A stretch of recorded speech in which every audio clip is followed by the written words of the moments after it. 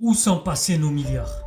Selon l'Association des maires ruraux de France, il y aurait dans les zones rurales 14 000 décès annuels de plus que dans les zones urbaines, en partie dû à l'accès restreint aux services de santé. Entre 1980 et 2015, le nombre de communes dotées d'une école primaire a reculé de 23%. Où sont passés nos milliards? C'est le titre de l'ouvrage de Lucie Castet, qui défend bien évidemment les services publics. Je vous conseille cet ouvrage qui est documenté, pédagogique et engagé, qui est accessible au grand public. Alors que la dépense publique passait de moins de 50% du PIB au début des années 1980 à 57% en 2023, ce qui peut paraître paradoxal, elle explique pourquoi.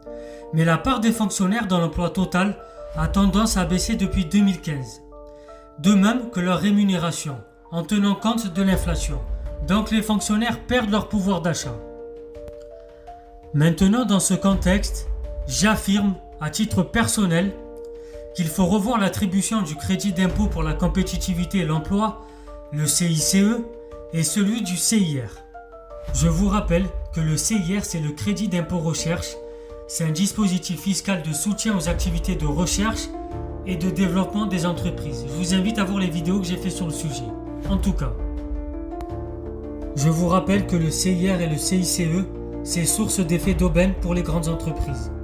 Ensuite, il faudrait rétablir l'ISF, l'impôt sur la fortune, à l'heure où on demande aux Français de faire des efforts pour redresser les finances publiques. Il faudrait aussi mettre en place la taxe Zuckman, j'en ai déjà assez parlé. Il faudrait faire contribuer davantage le capital. Ce sont des pistes concrètes afin de redresser la situation des finances publiques en France. Pourquoi ça serait à la classe moyenne et aux plus pauvres de contribuer alors que les cadeaux fiscaux ont été faits, notamment aux grandes entreprises, aux plus grandes fortunes avec la suppression de l'ISF, etc., etc.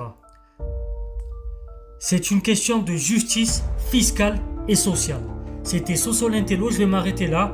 Abonnez-vous, partagez, likez, très chers citoyens éclairés.